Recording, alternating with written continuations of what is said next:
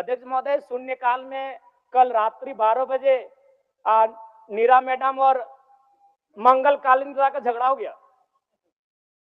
एक दिन राजा साहब और हमारी गाड़ी का टक्कर हो जाता, इतना रफ्तार में आए, बोले कि नहीं राजा साहब को तो शून्यकाल डालने नहीं देंगे, इनसे पहले हम जाएंगे। अध्यक्ष महोदय, ये कोई मजाक नहीं कह रहे, 12 बजे रात को आते हैं शून्यकाल डालने के लिए और अफसर ने मजाक बना के रख दिया है, जवाब नहीं देंगे। ये सवाल जनता का है, जिस जनता के टैक्स से पैसे से वोट पहनते हैं, जिस जनता के टैक्स पहनते से वोट पहनते हैं, कोट पहनते हैं, उस जनता का सवाल है। और जनता का सवाल का उत्तर नहीं देते अफसर। जो ईमानदार है उनको यहाँ से जोहार है, लेकिन जिन्होंने जब अपनी जिम्मेदारी का निर्वहन नहीं किया है उन पर कार्रवाई करिए। अध्यक्ष महोदय, धन्यवाद। अध्यक्ष महोदय, कटौती प्रस्ताव के पक्ष में मेरा सवाल बजट बनाने की प्रक्रिया पर है। जब विभागों ने 13,400 करोड़ रुपए का मांग किया है तो फिर मात्र 7,721 करोड़ का बजट क्यों लाया गया? सबसे बड़ी बात, 8 महीना बीत जाने के बाद भी मात्र 42% राशि खर्च हो पाया है, तो फिर अनुपूरक बजट की आवश्यकता है क्यों? और कहीं ऐसा सच तो नहीं कि सरकार का खजाना खाली है? और यदि सरकार का खजाना खाली है तो सरकार राजस्व प्राप्त करने के लिए क्या कर रही है? अध्यक्ष महोदय, जमीन की रजिस्ट्री में करोड़ों अरबों का राजस्व हानि हो रहा है। किसी जमीन की कीमत यदि 1 करोड़ होता है तो कागज में दिखाया जाता है 25 लाख। सरकार को राजस्व मिलता है 25 लाख पर और काला धन का इस्तेमाल होता है 75 लाख पर। महोदय, अगर मेरी बात पर आपको संदेह है तो किसी भी इस राज्य में अगर किसी भी बड़ा भूखंड, एकड़ों का भूखंड अगर उसका खरीद बिक्री हुआ है तो आप उसकी एसीबी के माध्यम से जांच करवा ले, दूध का दूध और पानी का पानी हो जाएगा। और चोरी साफ नजर आया है अध्यक्ष महोदय, कई आईएएस अधिकारी जेल की यात्रा कर चुके हैं। अध्यक्ष महोदय, मैं कोयलांचल से आता हूं और ईडी, जांच एजेंसी और तमाम न्यूज चैनल्स रिपोर्ट की मानी तो प्रत्येक दिन झारखंड राज्य में 1000 अवैध गाड़ियों का निकासी होता है। यदि एक कोयले की गाड़ी में 50 टन कोयला मान ले और 1 टन का मूल्य अगर 5,000 रुपए मान ले तो 25 करोड़ रुपए एक दिन का होता है। अगर 365 से गुना करते हैं तो 9,125 करोड़ रुपए होता है अध्यक्ष महोदय, यानी लगभग 9,000 करोड़ रुपए, जो कि आपके अनुपूरक बजट से ज्यादा होता है। यानी कोयलांचल से इतनी अवैध मात्रा में कोयला का कारोबार हो रहा है, अगर उस पर सरकार नियंत्रण कर ले तो आपका एक अनुपूरक बजट के बराबर वो राशि होती है, वो राजस्व आपको फायदा होगा। अध्यक्ष महोदय, अगर बालू की बात करें तो वो तो सरेआम है, सब अपने आंखों से देखते हैं। 1-2 अधिकारी ईमानदार होंगे तो भाई उनको जोहार होगा।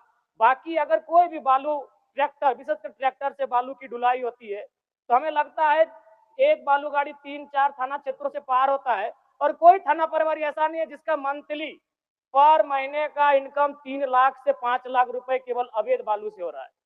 अतः सरकार को, मैं मानता हूं कि सरकार का खजाना खाली है, तो खाली है तो इस प्रकार अगर लूट की छूट होगी, जो सरकार के खजाना में आना चाहिए था वो थाना प्रभारी के जेब में जाएगा, पदाधिकारियों की जेब में जाएगा।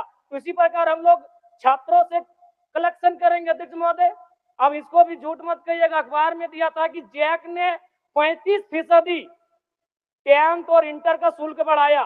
मैट्रिक का शुल्क था 980, शुल्क कर दिया गया 1180। इंटर का शुल्क था 1100, शुल्क कर दिया गया 1400। मैं तो सबसे पहले कहूंगा कि जो शुल्क पुराना था अविलंब शुल्क बढ़ोतरी पर रोक लगाया जाए।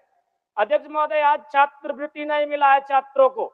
आज राज्य सरकार और केंद्र पक्ष वाले यानी विपक्ष वाले एक दूसरे पे दोषारोपण कर रहे हैं। इस दोषारोपण के बीच इस राज्य का भविष्य क्यों उलझेगा अध्यक्ष महोदय?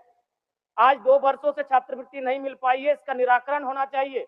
और बिल्कुल बड़े शर्म और दुर्भाग्य की बात है कि जिस राज्य का युवा, जिस राज्य का भविष्य स्कॉलरशिप नहीं मिलने से परेशान है, हताश है, उस राज्य के विधायक 4 करोड़ 32 लाख के आवास में रहेंगे। ये कितना बड़ा दुर्भाग्य की बात है।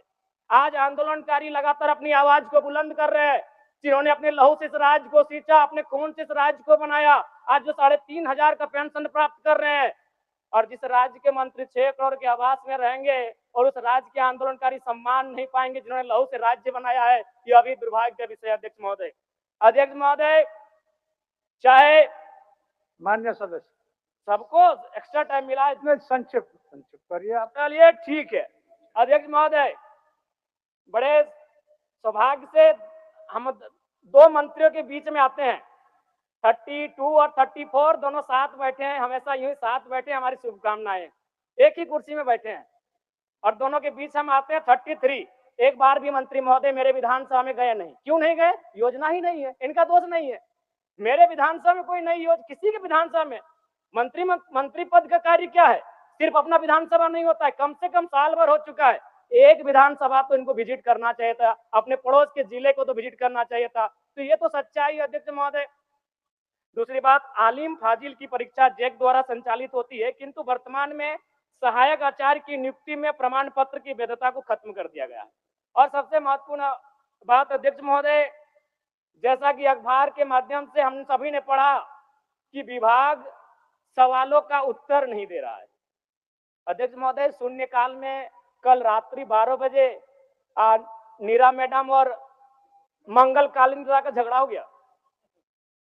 एक दिन राजा साहब और हमारी गाड़ी का टक्कर हो जाता, इतना रफ्तार में आए, बोले कि राजा साहब को तो शून्यकाल डालने नहीं देंगे, इनसे पहले हम जाएंगे। अध्यक्ष महोदय, ये कोई मजाक नहीं कह रहे। 12 बजे रात को आते हैं शून्यकाल डालने के लिए और अफसर ने मजाक बना के रख दिया है, जवाब नहीं देंगे। ये सवाल जनता का है, जिस जनता के टैक्स से पैसे से शोक पहनते हैं, जिस जनता के टैक्स से पहनते से वोट पहनते हैं, कोट पहनते हैं, उस जनता का सवाल है। और जनता का सवाल का उत्तर नहीं देते अफसर। जो ईमानदार है उनको यहाँ से जोहार है, लेकिन जिन्होंने जब अपनी जिम्मेदारी का निर्वहन नहीं किया है उन पर कार्रवाई करिए अध्यक्ष महोदय। 12